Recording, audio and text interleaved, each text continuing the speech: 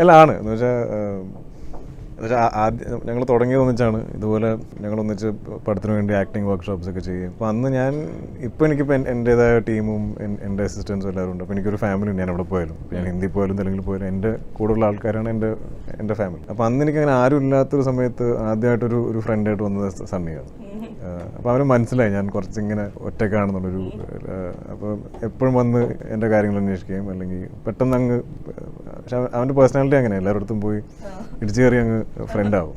അന്നേ എനിക്കറിയാം എങ്ങാനും ഈ പടം പുറത്ത് വന്ന എൻ്റെ ഫേസ് ആൾക്കാർ റെക്കഗ്നൈസ് ചെയ്ത് തുടങ്ങുമെന്ന് വിചാരിച്ചിട്ട്. അപ്പോൾ ഞങ്ങൾ സ്ഥിരം കാലിക്കറ്റ് എല്ലായിടത്തും, ബോംബെ ഹോട്ടൽ അല്ലെങ്കിൽ പാരഗോൺ, ചിലപ്പോൾ പടത്തിലെ ബൈക്ക് എടുത്ത് ഞങ്ങൾ ബീച്ചിലോട്ടൊക്കെ പോകും. അപ്പോൾ അങ്ങനത്തെ ഒരുപാട് കാര്യങ്ങൾ ഞങ്ങൾ ഒന്നിച്ച് ഷെയർ ചെയ്തിട്ടുണ്ട് ആ സമയത്ത്. അങ്ങനെ തന്നെയുള്ള ഒരാളാണോ ഗ്രിഗറി?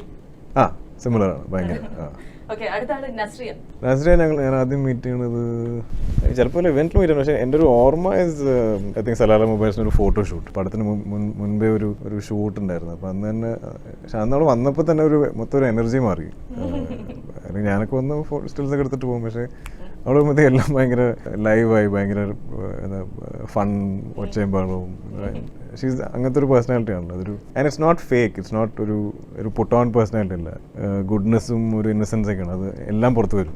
ദേഷ്യമാണെങ്കിൽ ദേഷ്യം വരും, പിണക്കമാണെങ്കിൽ പിണക്കം വരും. എല്ലാം പുറത്തുണ്ട്. അതെ, എന്നുവെച്ചാൽ അത് അറിയാൻ പാടില്ല. അങ്ങനെ അത്രയും ട്രാൻസ്പെറൻ്റ് ആണ്.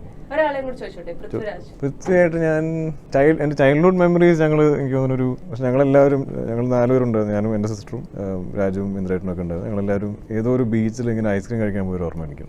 പിന്നീട് ഓഫ് കോഴ്സ് ഞങ്ങളെപ്പോഴും ഇങ്ങനെ ഇവന്റ്സിലൊക്കെ കാണും, പക്ഷെ അങ്ങനെ ഒരു ഒന്നിച്ച് ടൈം സ്പെൻഡ് ചെയ്യുന്ന കൂടുതലും ഈ ലോക്ക്ഡൌൺ സമയത്താണ്. ഉറപ്പായിട്ടും. പക്ഷെ അതൊരു റെസ്പെക്ടോടുള്ള പേടിയല്ല. അല്ലാതെ എന്ന് വെച്ചാൽ എനിക്ക് ഇഷ്ടമാണ്. ഇപ്പോഴും ഒന്നും അല്ല, വഴക്ക് കേൾക്കുന്നതൊക്കെ എനിക്ക് ഇഷ്ടമാണ്.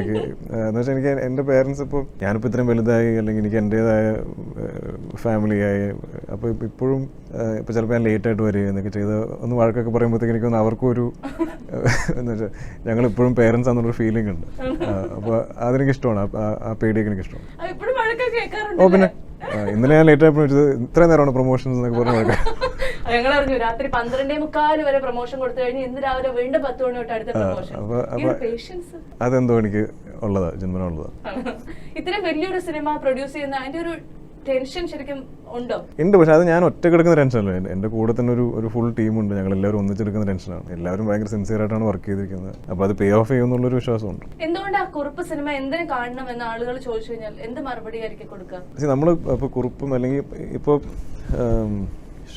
ഷൂട്ട് ചെയ്ത് അല്ലെങ്കിൽ റിലീസാവാൻ നിൽക്കുന്ന ഒരുപാട് വലിയ സിനിമകളുണ്ട് മലയാള സിനിമ.